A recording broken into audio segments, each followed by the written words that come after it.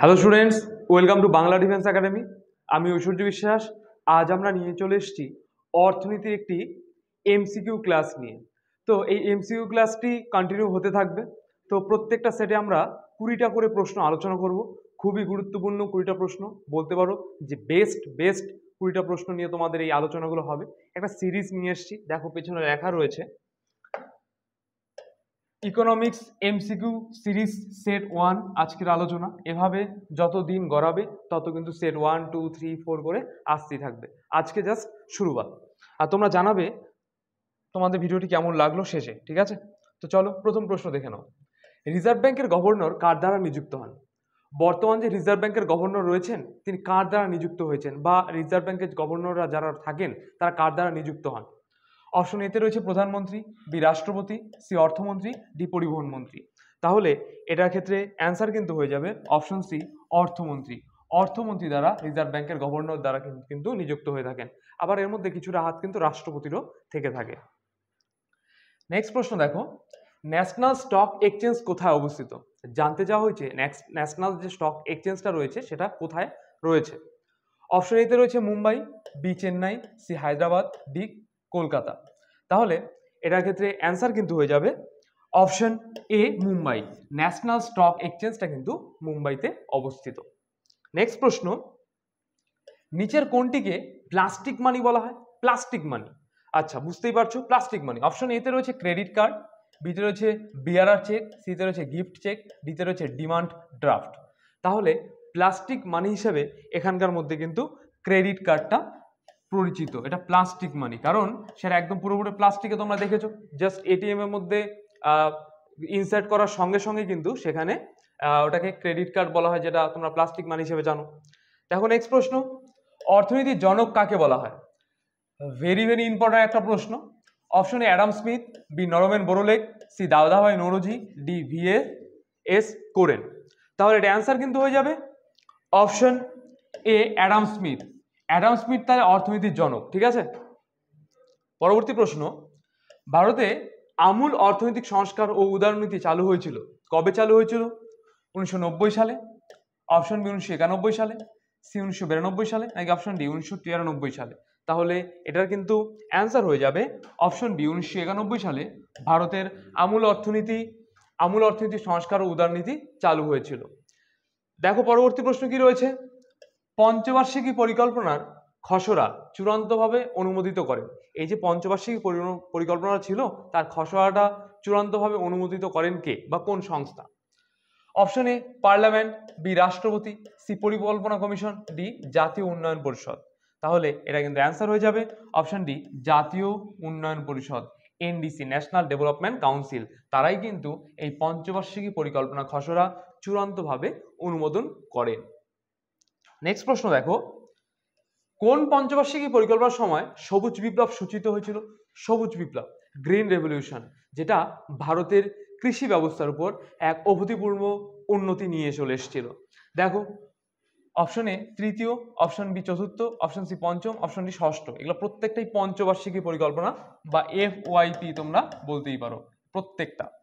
তাহলে এটা কিন্তু অ্যান্সার হয়ে যাবে অপশন এ, তৃতীয় পঞ্চবার্ষিকী পরিকল্পনা, অর্থাৎ 60-এর দশকে।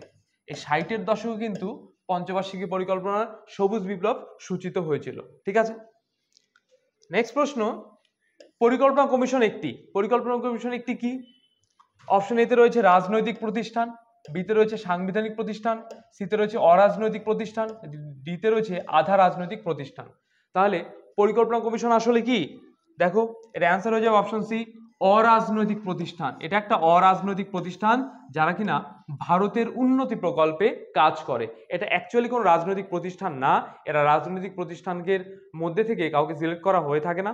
এরা কিন্তু পুরোপুরি বাইরের লোক, যারা ভারতের অর্থনৈতিক দিকটা কিরকম ভাবে উন্নতি হবে সেই দিকে তারা কিন্তু বিচার বিবেচনা করে থাকে। নেক্সট প্রশ্ন, কোন আন্তর্জাতিক আর্থিক সংস্থা বিভিন্ন দেশের মুদ্রার বিনিময়ে মূল্যের মধ্যে ভারসাম্য রক্ষা করে? অপশন এতে রয়েছে আমেরিকার ফেডারেল রিজার্ভ ব্যাংক, বিতে রয়েছে পুনর্গঠন ও উন্নয়নের জন্য আন্তর্জাতিক ব্যাংক, সিতে রয়েছে ইন্টারন্যাশনাল মনিটারি ফান্ড বা আন্তর্জাতিক মুদ্রা ভান্ডার, নাকি অপশন ডি উপরে কোনোটি নয়। তাহলে এই ক্ষেত্রে অ্যান্সার কিন্তু হয়ে যাবে option C international monetary fund বা আন্তর্জাতিক মুদ্রা ভান্ডার, তারাই কিন্তু কি করে, আন্তর্জাতিক আর্থিক সংস্থা বিভিন্ন দেশের মুদ্রার বিনিময় মূল্যের মধ্যে ভারসাম্য রক্ষা করে। এই জন্যই বর্তমানে ভারতের যে কারেন্সি, সেই কারেন্সি থেকে ডলারের কারেন্সি এতটাই বেশি, বা দিনারের কারেন্সি, দিনারের যে দাম, দিনারের যে ভ্যালু, তা বা দিরহাম, তারপর রিঙ্গিত, এসবের ভ্যালু, এটা কিন্তু পুরোটাই করে থাকে গিয়ে এই আন্তর্জাতিক মুদ্রা তহবিল। 1938 সালে কার সভাপতিত্বে কংগ্রেস তার প্রথম জাতীয় প্ল্যানিং কমিটি গঠন করে? Option A Jawaharlal Nehru, B Subhash Chandra Bose, C Jayaprakash Narayan, D Vallabhbhai Patel. তাহলে এটা ক্ষেত্রে অ্যান্সার কিন্তু হয়ে যাবে অপশন বি সুভাষচন্দ্র বসু। 1938 সালে তার নেতৃত্বে কিন্তু বা তার সভাপতিত্বেই কংগ্রেস তার প্রথম জাতীয় প্ল্যানিং কমিটি গঠন করে থাকে। নেক্সট প্রশ্ন, ভারতীয় অর্থনীতি হলো সম্পূর্ণ নিয়ন্ত্রিত ব্যক্তিগত মালিকানাহীন অর্থনীতি, বিতে রয়েছে মিশ্র অর্থনীতি, সিতে রয়েছে ধনতান্ত্রিক অর্থনীতি, ডিতে রয়েছে উপরে কোনোটিই নয়। তাহলে এটা ক্ষেত্রে অ্যান্সার কিন্তু হয়ে যাবে অপশন বি মিশ্র অর্থনীতি। ভারতীয় অর্থনীতি মিশ্র অর্থনীতি। তোমরা যারা অর্থনীতির প্রথম ক্লাসটি করেছিলে, ভারতীয় অর্থনীতির ভূমিকা, সেখানে কিন্তু আমরা বলে দিয়েছিলাম ভারত তার মিশ্র অর্থনীতি গ্রহণ করেছিল 1948 সালে।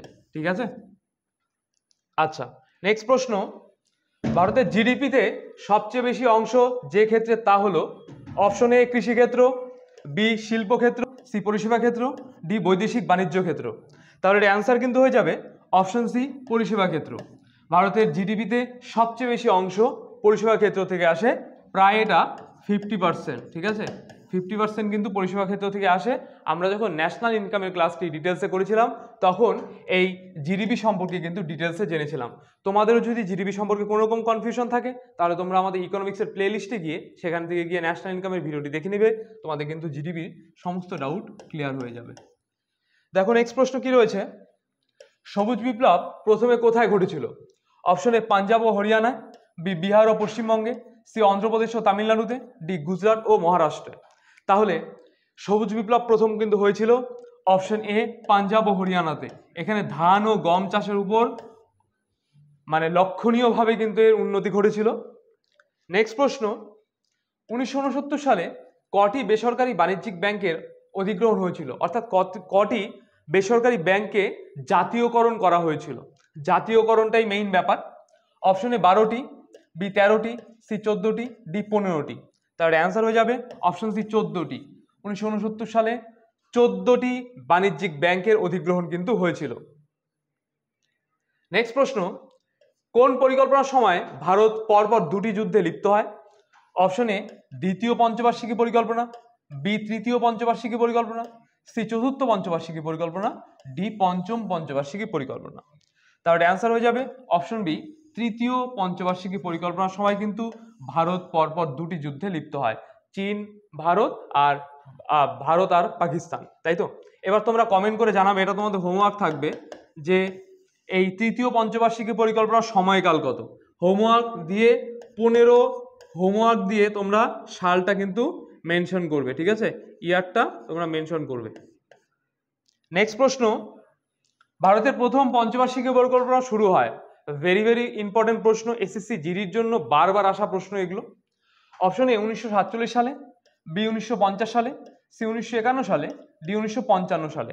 তাহলে অ্যান্সার কিন্তু হয়ে যাবে অপশন সি 1951 সালে ভারতের প্রথম পঞ্চবার্ষিকী পরিকল্পনা কিন্তু শুরু হয়েছিল।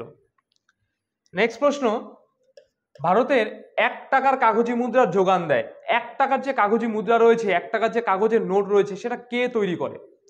অপশন এ ভারত সরকার অর্থ মন্ত্রক, অপশন বি ভারতীয় রিজার্ভ ব্যাংক, সি ভারতীয় স্টেট ব্যাংক, ডি উপরে কোনোটাই নয়। তাহলে এর অ্যান্সার কিন্তু হয়ে যাবে অপশন ডি উপরের কোনোটি নয়। আচ্ছা, এটার না অ্যান্সারটা একটু ভুল আছে, এটার অ্যান্সারটা কিন্তু হবে, অ্যান্সারটা হয়ে যাবে ভারত সরকারের অর্থ মন্ত্রক। ঠিক আছে, এটা কিন্তু অ্যান্সার হয়ে যাবে ভারত সরকারের অর্থ মন্ত্রক, তারা কিন্তু 1 টাকার কাগজি মুদ্রার যোগান দেয়। এই অ্যান্সারটা এটা ভুল আছে, এটা অপশন এ হবে অ্যান্সার। ঠিক আছে, অপশন এ, এটা ভুল হয়েছে। ঠিক আছে, এটা একটু টাইপিং মিস্টেক হয়ে গেছে। পরের প্রশ্ন, ভারতবর্ষের টাকা কড়ি সংক্রান্ত নীতি নির্ধারণ করেন কে করেন? অপশন এ ভারত সরকার, বি ভারতীয় রিজার্ভ ব্যাংক, সি ভারতীয় স্টেট ব্যাংক, ডি উপরে কোনোটাই নয়। তাহলে অ্যান্সার কিন্তু হয়ে যাবে অপশন বি ভারতীয় রিজার্ভ ব্যাংক। ভারতীয় রিজার্ভ ব্যাংক তাহলে ভারতবর্ষের টাকা কড়ি সংক্রান্ত নীতি নির্ধারণ সমস্তটাই কিন্তু মেনটেন করে থাকে। নেক্সট প্রশ্ন, অর্থনৈতিক জাতীয়তাবাদের পৃথককৃত কে ছিলেন? Option A Bipin Chandra Pal, B Gokhale, C R C. Dutt, D M M. Malaviya. তার অ্যান্সার হয়ে যাবে অপশন সি আর.সি. দত্ত। তিনি কিন্তু অর্থনৈতিক জাতীয়তাবাদের পথিকৃত কিন্তু ছিলেন। ভেরি ভেরি ইম্পর্টেন্ট একটা প্রশ্ন। নেক্সট প্রশ্ন ও আজকে শেষ প্রশ্ন, আদমশুমারি 2011 অনুযায়ী সর্বাধিক নগরায়ন যে রাজ্যটিতে রয়েছে, অর্থাৎ 2011 সালে যে সেন্সাস হয়েছিল সেই সেন্সাস অনুযায়ী সবচেয়ে বেশি নগরায়ন কোন রাজ্যে ছিল? Option A Maharashtra, B Goa, C Tamil Nadu, D Kerala. তার অ্যান্সার হয়ে যাবে অপশন বি গোয়া। গোয়া হলো এমন একটা রাজ্য যেখানে কিনা 2011 অনুযায়ী সর্বাধিক নগরায়ন কিন্তু সেই রাজ্যে ছিল। তো আজকে প্রশ্নগুলি এখানেই শেষ হলো। প্রথম সিরিজে 20টা প্রশ্ন ছিল প্রথম পার্টে, এরপরে দ্বিতীয় তৃতীয় আসতেই থাকবে। তোমরা কমেন্ট করে জানাবে আজকের ভিডিওটি তোমাদের কেমন লাগলো। কোথাও যদি বুঝতে অসুবিধা হয় বা কোনো প্রশ্ন সম্পর্কে কোনো রকম কোয়ারি থাকে তাও কমেন্টসে জানাবে, আমরা অবশ্যই তা সলভ করে দেবো। তোমাদের সামনে এসএসসি জিডি রয়েছে, কলকাতা পুলিশ রয়েছে, ওয়েস্ট বেঙ্গল পুলিশ রয়েছে, এনটিপিসি রয়েছে। তো এই জন্যই এই এমসিকিউর যে প্র্যাকটিসগুলো প্রশ্নগুলো আনা হচ্ছে এগুলো তোমাদের জন্য চিন্তা করি। তো তোমাদের বন্ধুবান্ধব যারা প্রিপারেশন নিচ্ছে এই পরীক্ষাগুলো অবশ্যই তাদের কাছে সেন্ড করবে ভিডিওটি। আর তোমাকেও ভিডিও শেষ পর্যন্ত দেখার জন্য অসংখ্য ধন্যবাদ। দেখা হচ্ছে আগামী নতুন কোনো ভিডিওতে।